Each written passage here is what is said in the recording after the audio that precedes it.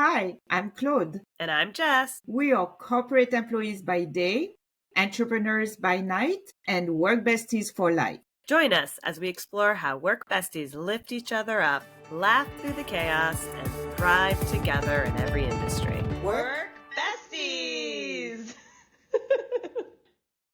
Hello, everybody. Welcome back to our podcast. We are super excited to have a very special guest today. I'm actually just going to let her fully introduce herself. Yes, of course. It will be my pleasure. My name is Urmi. I am based in Montreal and I work full-time in the financial sector. It's been 8 years that I am in the industry. And I have a lot of passions besides working full-time. I am a self-published author, speaker, blogger, mentor, tuber, and I'm a big advocate of women's empowerment. I am currently part of 2 organizations. One of them is called Women Leadership, which is based in Canada. I am the social media lead. And the second one is called Femme Influence, and I am the campaign manager, and the organization is based in South Africa. Do you ever sleep? I do. I get my 8 hours of sleep.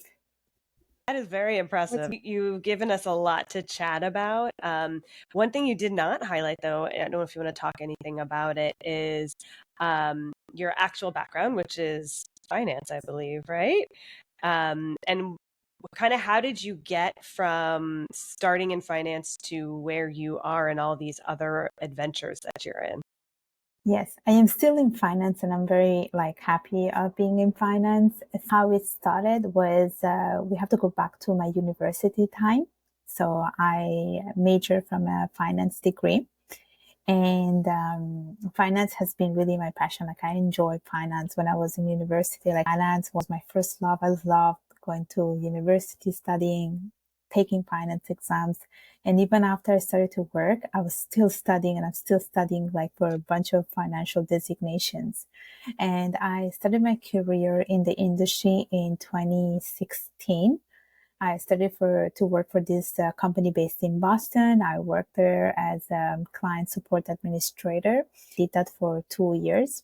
Later on, I moved to another company where I worked there for 4 years. I grown a lot in that company and I was working in compliance. And now I am working for another company.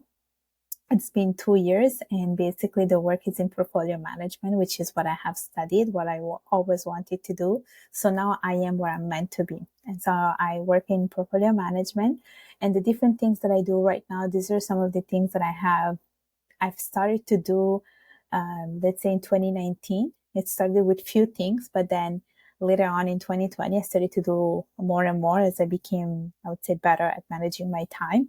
And I feel like life is not just about, working, it's also about fulfilling and pursuing your passions. I feel like you've got a lot of passions and somehow you're managing them all very efficiently, which is impressive.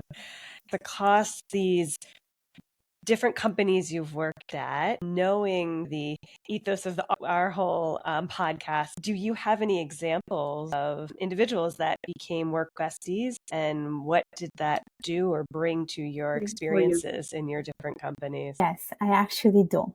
In my first company, I met this woman and I still remember the day she walked in because basically the way I compare her, I don't know if you guys watched this movie called Inside Out. It's a cartoon. I don't know if you have ever watched it. Oh, okay. Yes. We love that movie. So you know the character Sadness? Mm-hmm. Yes. Okay, this is how my friend or my coworker looks like really. Literally, she has this round glasses, she's petite, she has a round face like Sadness. And I remember the first day she started working, she was working on my team. And I didn't speak too much with her at the beginning, but she was always very curious to speak with me. And I started to open up to her because I somehow look up to her more like a mentor. And I can dig a little bit further about this because from her, I started to learn different things. She knew that English wasn't my mother tongue. So she would throw me some words there to pick up some new words. So there are some words that I have learned, such as pioneer, eclectic. And then it was actually thanks to her that I learned about podcasts. And I remember one day she was saying how she like listened to this podcast, and I was like, what the hell is a podcast? Then she taught me about all of these things. So I feel like with her, there was a sort of like a learning process. Like I feel like I very much enjoyed her company because I was learning so much and she was willing to teach me. And we worked together for 2 years. We were basically co-workers. Like I was working directly with her. We would go for the morning coffee, then we would have lunch together. And one thing that I very much liked about her was the fact that she understood me, because basically she's Vietnamese and she's married to an Indian man, and I am South Asian ethnicity. So she was curious to learn about me, but I felt like we could understand each other because she was married to an Indian man. And what happened is I always shared to her all of my, let's say, things that I wanted to do. And so for my birthday, she actually took me to do karaoke. And so we went there all together and I was singing. These are some of the things that I very much like remember from the times we would work together. And then when I had to change job, it was so sad because I was like, oh my gosh, like, like we will not see each other as frequently as, but she was also telling me that at the end of the day, it doesn't matter where I go, as long as we make an effort to be in each other's life, that's all that matters. And do you stay in contact with her? Yes, I do. I don't see her as much because she's been busy with her, family, but send her audios to give her life updates. If often talk about pop culture because she's very much into like music and celebrity. So she taught me about that too. So I send her like reels about, this is what happened right now. I don't know, Eminem, this, Diddy, that, these things. And so we keep each other like informed about what's happening. And we share also our point of view about a lot of things. Those are some of the things. I can go on and on and on. And definitely so with the pop culture stuff. There's a lot right now. Yeah. What would have been your experience in this work without her? I think it would have been as informative as it was, because I feel like I've really learned a lot. So we have like a 10 years of age difference. Okay. And she also forgets sometimes that I'm so much younger than her. But I have friends that are much older than me, and we are able to get along really well. And I feel like she was always sharing a lot of wisdom. She was really guiding me. That's why, like, I did a presentation about her actually for Toastmasters. And I said that she's not just my friend. She's not my mentor. She's my friendtor, which is the combination of the two words. That's fantastic. That word, that is, yes. You're the first person to bring that one up. I've heard other variations of it, the friend that's a mentor, but I've never heard anyone say the friendtor. I love that. Very cute.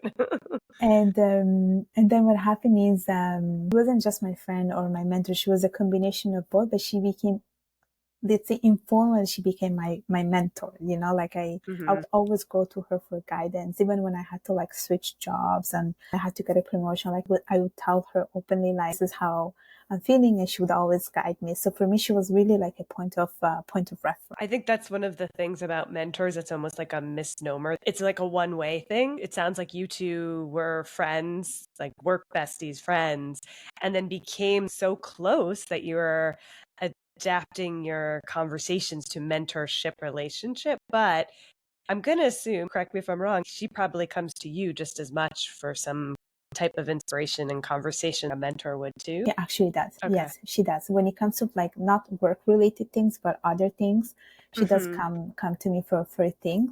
So it does sound like a typical mentorship relationship where you both leverage each other to help better each other's opportunities too. Yes. So speaking of mentorships, one of the things you commented on at the very beginning of this podcast was how you are very active across different organizations and very supportive of encouragement of women in business and in their career pathing. And one of the things I know that you're passionate about too is mentorships. Do you care to share some more insights on that? Yes. So I still think that this whole thing about me being a mentor came from her, from my friend. I think she was like a source of inspiration for me that I also wanted to give back in other ways. So for me, mentorship it's valuable. Like everywhere I go, like when I change job, I'm always seeking for mentors. Like I feel like that's one way to learn. And I do think that mentorship is not it's not a one-way street, it's a two-way street. Like you learn as much as your mentor learns from the mentee. And I do think it's literally a two-way street. Both people, like both individuals learn from each other. And it's not about title. It's not about positions. It's really about two people sharing their experiences. And I am part of different organizations as a mentor, especially for women who are studying finance and want to work in finance. I have mentored a couple of young talents who are studying finance and want to get a job eventually in finance. And I also mentor for other organizations, like in the Women in Leadership organization, I am an active member. And I do think that for me, since mentorship is so valuable, like I do like the power of connection. I do like, sisterhood that creates, like, you're part of a tribe of women who want to thrive. And I feel like we're really learning from each other. We're like sharing skills. We're talking about our talents. You feel very much motivated when you see that there are women who are willing to achieve greater things in life. And this is why I do love mentoring, because I feel like I also get motivated by these connections that I get. Especially like there's this girl in particular, like I have an example. So I was a mentor for this organization called 100 Women in Finance. And I was mentoring this girl. She's in her 20s. And honestly, she's such an ambitious woman. Like she comes to me telling me all these things that she wants to do. And I'm like, damn, like you just want to achieve things. And you know what? I like seeing people that are driven, especially in finance, which is so dominated. I want to see women being go-getter and like breaking the ceiling. And so when I mentor her, and I still talk to her, even though we don't have that mentor formal relationship anymore, I still talk to her. I still do some catch up. I ask her how things are going. And I push her to basically go out of her comfort zone and to go and achieve the things that she wants to do. Like I try to encourage her as much as possible to basically pursue all her goals. And when I see that, I also automatically feel motivated, encouraged to also do my own thing. And the reason why also I am a mentor is because when I was growing up, I did not have a mentor myself. I always looked up at people, but I didn't have any point of reference. I only have it right now. So I try to give back by being a mentor myself. How, when someone is looking for a mentor, what do you think the steps they should do? Here's the thing. I think that some mentors just happen to be in your life naturally. You're just not aware of it. I'm just going to give you an example. I had a boss who was not formally my mentor, but I would go to her for many, many questions. And she would always like share advice, So because of the relationship that we had, because she was my boss, she was actually my mentor. Like I never told her that, but she was like, I always look up to her.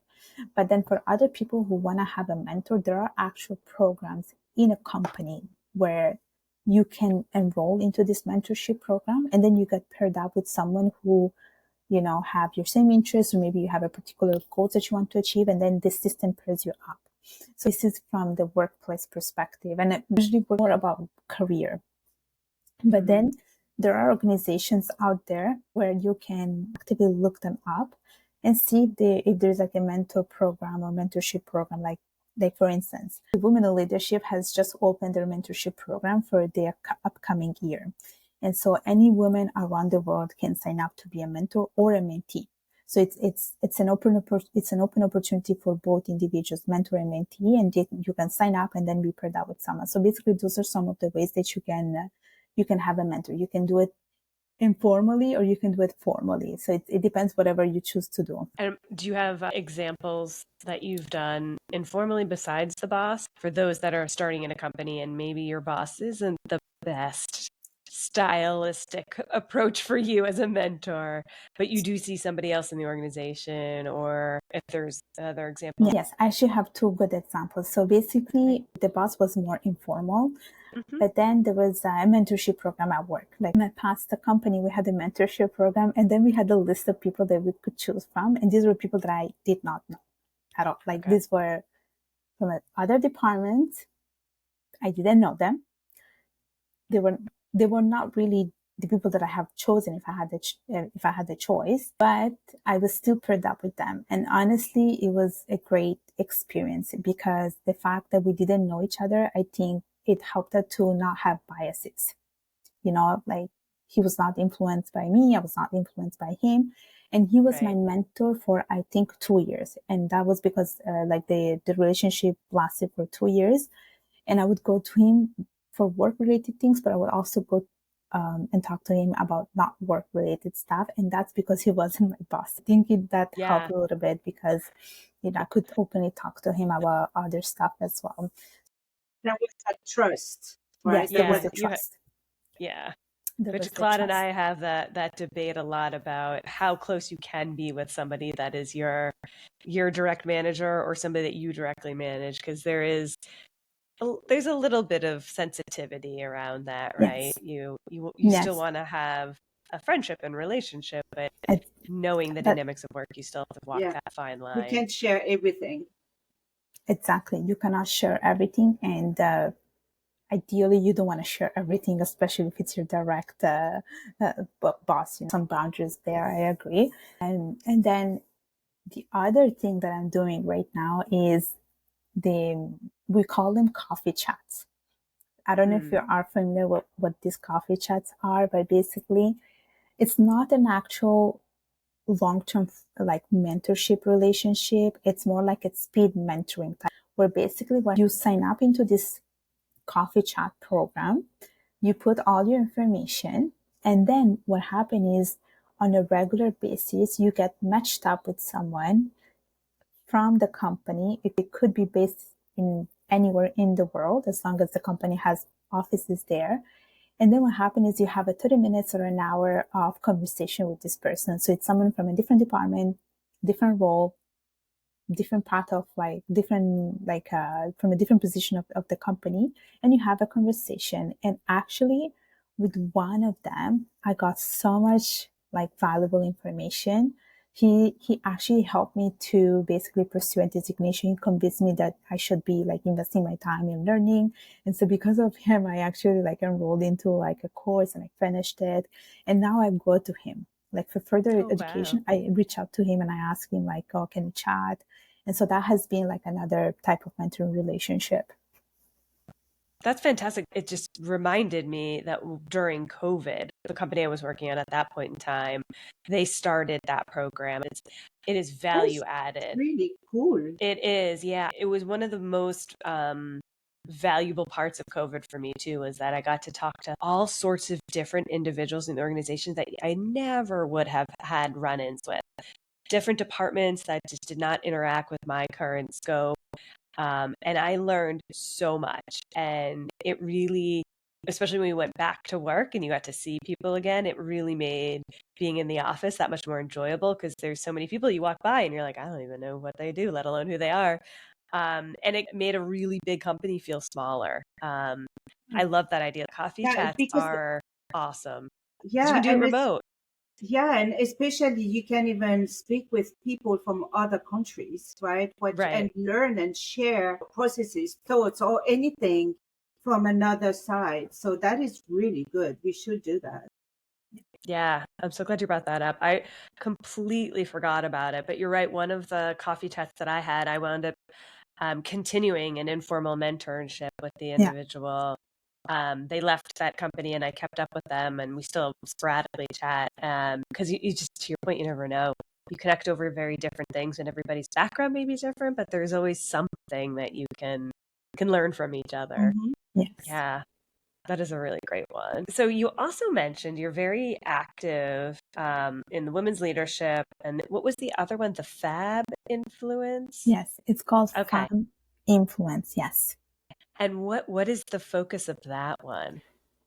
So FAB Influence, it's an organization based in South Africa. And what the organization does is educate communities, smaller communities of women or girls to be more educated when it comes to mental health, hygiene, also other things such as leadership. And so they joined pretty recently, and we're still trying to, develop a lot of the things we want to do. But our job is really to promote as much as possible, basically this kind of topics, mental health, women in leadership, hygiene, and we want to provide like workshop to this community eventually, but it's really about educating them about these daily things that happen in our lives that no one talks about. And when it comes to women in leadership, which is the organization based in Canada, we do so many things. We have 7 chapters all around Canada. Each chapter does its own thing. I volunteer for the chapter in Victoria. And basically what they do is they have a program, which is a leadership development program. And we also have a mentorship program. So anyone can sign up to this program. They have a certain length. And we also provide webinars throughout the year. These webinars are for free most of the time, and they are delivered virtually. Like anyone can watch them. And the webinars are about, public speaking for women, about how to get a promotion. So they're about different things. But the job again is to educate the women, help them to get the confidence, help them to get out of their comfort zone, find their voice. And it's been a great experience so far. Like I volunteer with a group of 5 other women, and it's so nice to see how ambitious they are. And so it's been a nice experience so far. I feel like that's a great example of in an environment where you don't quite have your work bestie yet. How can you still get the same benefits, right? So that support that we always talk about, the camaraderie, the encouragement, and then education as well, because those are some of the best qualities. There's so many qualities from a work bestie, but those are some of the top ones that we consistently hear. And it sounds like these organizations are a great supportive addition to having a work bestie. Yes. I think that's fascinating and a really smart idea, because one of the reasons we started this podcast was we're a little older than you. Our generation is very supportive of having work besties, but we noticed with especially the return to work after COVID, we didn't see the younger generations gravitating to creating such a close bond. And we were trying to figure out ways to start that back up again. And well, obviously we want to do it in our company. We want it everywhere because it's one of those things that you can do even remotely, like the coffee chats, as you just mentioned. And these other organizations are other great ways of doing that too. Knowing that you kind of are now a little bit more seasoned, you're not freshly working. What have you seen as successful ways to navigate in a new company when you are new? So you don't quite have that work bestie yet. You don't quite have the mentor. What would be your kind of recommendation or ideas for kind of those individuals that are seeking to try and find those two things? I'll tell you, and I think this could work for the newer generation because I've seen it. Definitely a lot of companies, they have a lot of social events. We call them 5 à 7 here. These are the happy hours where people go to, and these are organized by the companies.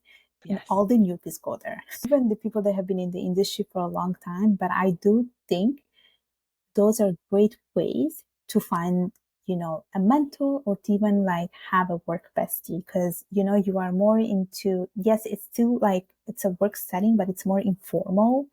So you're not like, so you don't have to like think about work. You can talk about other things.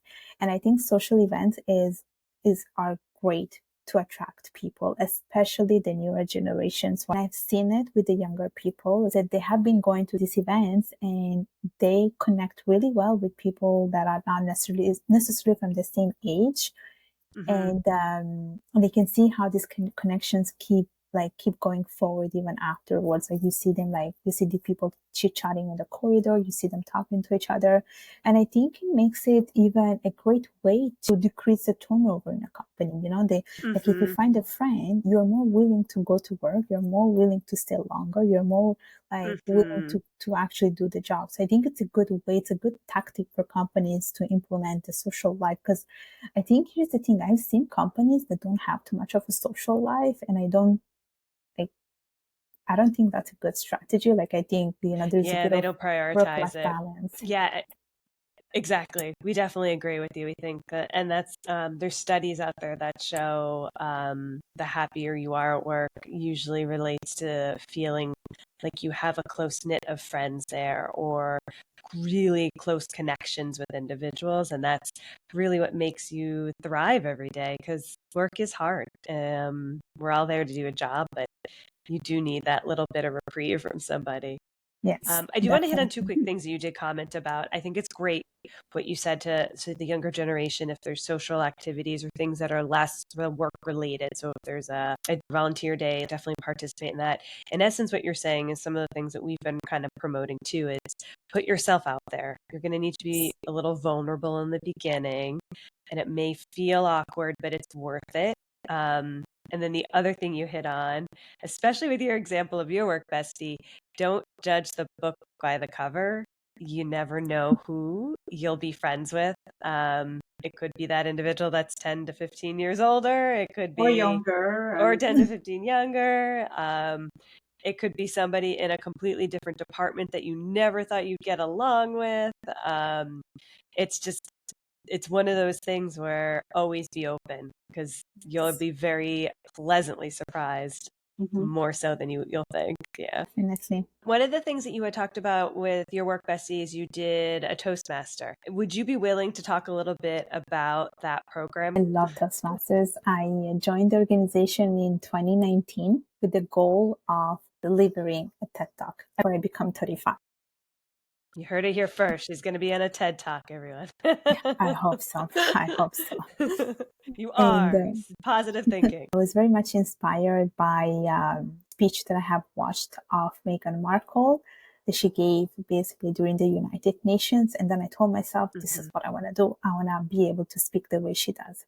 So I joined Toastmasters, which is a nonprofit organization with the goal of creating leaders and also helping you with public speaking. This is the thing that people do not know is that it's not just about public speaking, but you also get to learn a lot about leadership. You get to learn a lot about mentorship because they do have a mentoring program. You get to learn about other skills. You learn about active listening skills. You learn about critical thinking. You also network with people because the people there are not necessarily from your same, background. These are people from, different ages, different education, different cultural backgrounds. So it's an opportunity for you also to network with people. And with Toastmasters, basically every country has a Toastmaster club. Every city has a Toastmaster club. Every area of the city has a Toastmasters club. And you basically have to pay for a membership fee and everyone meets at least once a week. And during this meeting, which are very structured, very organized, you have a chance to speak. And there is actually a program that tells you like what speech you have to give, the length of the speech, the objective of the speech. So it's an actual like educational program. Like you actually get to learn a lot about it. And this year we're celebrating 100 years of Toastmasters. So we have, oh, wow. We came a long way. Yes. Yeah. I didn't realize it was And 100 years. do they give you what theme you need to speak about? Yes. So here's the thing. During the meeting, basically we have these meetings on a weekly basis. You have a theme of the meeting, like all these roles that everyone will be performing has a theme and you know it beforehand. And then when you're delivering a prepared speech, you choose the theme, but they tell you the objective. So you have to make sure that whatever you're trying to say has to be within those objectives. So because we have an actual mentorship program, you also have the chance to be paired up with someone who has been a seasoned speaker, someone who's been there for a long time, and you can basically go and ask them for like guidance and tips on how to deliver a speech, and they help you with how you can improve your speech. That's fantastic. I know of others who have gone through it that, to your point, did it more so because of public speaking, but felt what they got out of it was tenfold compared to that. While the public speaking was super helpful, that with so many other things that they were able to master, and networking was definitely one of them. The imposter syndrome was one of them. So I'm so glad to hear that that is still relevant, prime, and another example of how that was helped elevate you too. So is there anything else that you might want to share with us, Urmi, that we didn't talk about or get a chance to bring up? Because we touched a lot about mentorship I would say that for anyone, especially who's working in a corporate world, that if you want to make your work day much more enjoyable, always seek for a mentor. You know, get out of that comfort zone by going to coffee chats, by going to social events, by enrolling into mentorship program, by doing, a volunteering day, by participating in events like fundraising or, charity events, because I think you will have a chance to meet people that share your same values, especially when it comes to charity events and, volunteering things. You'll not see everyone, but you'll see people that share your same value. And I do think these connections are a long-term investment because you never know how they can come helpful one day or another. So I do want to encourage people to basically go out of the comfort zone and meet people from That's great. That's fantastic parting words. Urmi, you were very impressive. We are going to see, yes, inspiring. We're going to see much more bigger and better things. We're going to see your TED Talk soon. Hopefully. And I love how you are a great example of work is important to you, but you don't make that the only thing about yourself. You're active in promoting across all these different organizations, the women's leadership, communities. Yeah, your communities, and how you're giving back to other women out there is so impressive. I think that more and more people should be like you, and you're making me want to go join more things right after this. I was thinking the same thing. I feel like the people I mentor isn't enough. I gotta step up my game a little here. Thank you so much, Urmi. We so appreciate you being on here and sharing your stories about your work, besties, and examples. And we'll link all of some of the information that you provided on the organizations you support, your blog, and your social media. And we again look forward to seeing you continue to rise, and we'll all be there cheering you on when your TED Talk does occur. Thank you. Remember, whether you're swapping snacks in the break room, rescuing each other from endless meetings, or just sending that perfectly timed meme, having a work bestie is like having your own personal hype squad. So keep lifting each other up, laughing through the chaos, and of course, thriving. Until next time, stay positive, stay productive, and don't forget to keep supporting each other.